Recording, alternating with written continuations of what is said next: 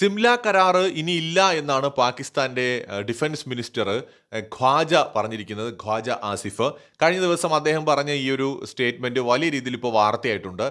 സിംല കരാറൊന്നും ഇനിയില്ല, അതിനൊന്നും ഇനി ഒരു വാല്യൂ ഇല്ല എന്നാണ് അദ്ദേഹം പറഞ്ഞിരിക്കുന്നത്. കാരണം ഇന്ത്യ എടുത്ത നടപടികൾ സിംല കരാറിന്റെ പവിത്രത നഷ്ടപ്പെട്ടു എന്നും കാര്യങ്ങൾ 1949-48 ആ ഒരു സാഹചര്യത്തിലേക്ക് മടങ്ങിപ്പോയിരിക്കുന്നു.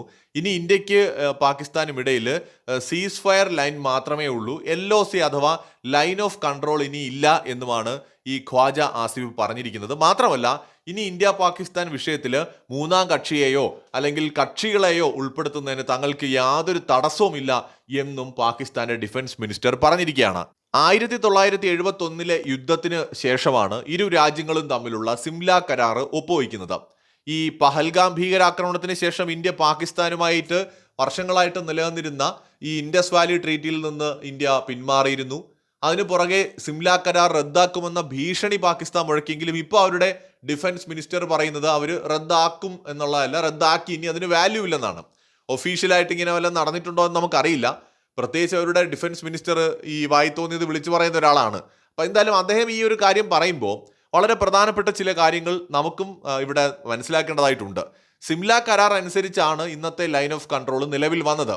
സിംല കരാർ വന്നില്ലായിരുന്നുവെങ്കിൽ 1972 സിംല കരാർ വരുന്നത്, 71 യുദ്ധത്തിന് ശേഷം ഈ കരാർ സൈൻ ചെയ്തില്ലായിരുന്നെങ്കിൽ നമുക്ക് ഒരുപാട് പ്രദേശങ്ങൾ, പാകിസ്ഥാന്റെ കൈവശമുള്ള ഒരുപാട് പ്രദേശങ്ങൾ നമ്മുടെ കൺട്രോളിലായിരുന്നു.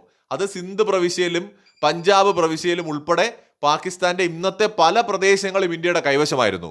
10,000-കണക്കിന് സ്ക്വയർ കിലോമീറ്റർ പ്രദേശമാണ് ഇന്ത്യയുടെ നിയന്ത്രണത്തിലുണ്ടായിരുന്നത്.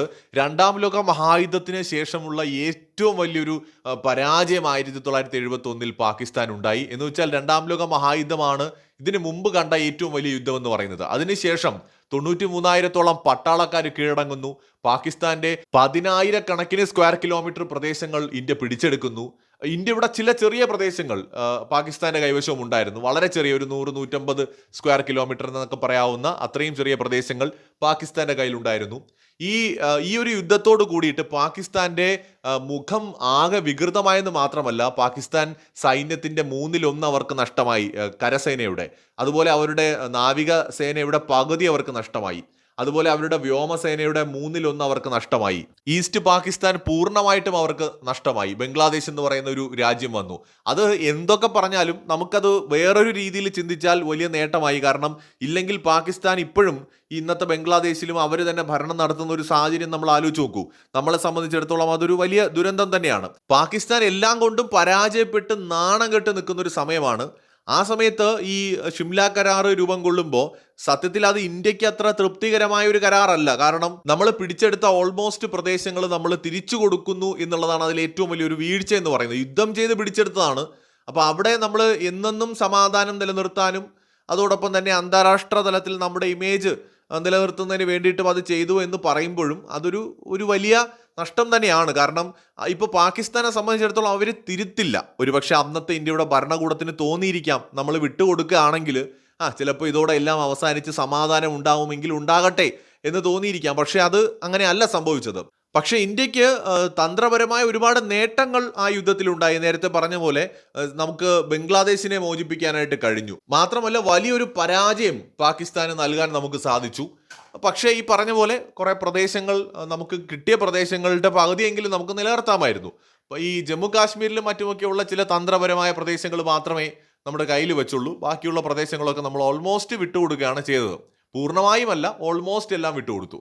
എന്തായാലും ഇപ്പോൾ ഈ ഷിംല കരാറിൽ നിന്ന് പാകിസ്ഥാൻ പിന്മാറി എന്ന് പറയുമ്പോൾ ശരിക്കും ഇന്ത്യക്കാണ് അതിൻ്റെ ഒരു നേട്ടം എന്ന് പറയുന്നത്. കാരണം അവിടെ ഉള്ളത് ഒരു സീസ് ഫയർ ലൈൻ ആണെന്ന് പാകിസ്ഥാൻ തന്നെ പറഞ്ഞു കഴിഞ്ഞാൽ നമുക്ക് എപ്പോൾ വേണമെങ്കിലും ഇവർ അനധികൃതമായിട്ട് കൈവശപ്പെടുത്തി വെച്ചിരിക്കുന്ന പ്രദേശങ്ങൾ നമുക്ക് പിടിച്ചെടുക്കാം.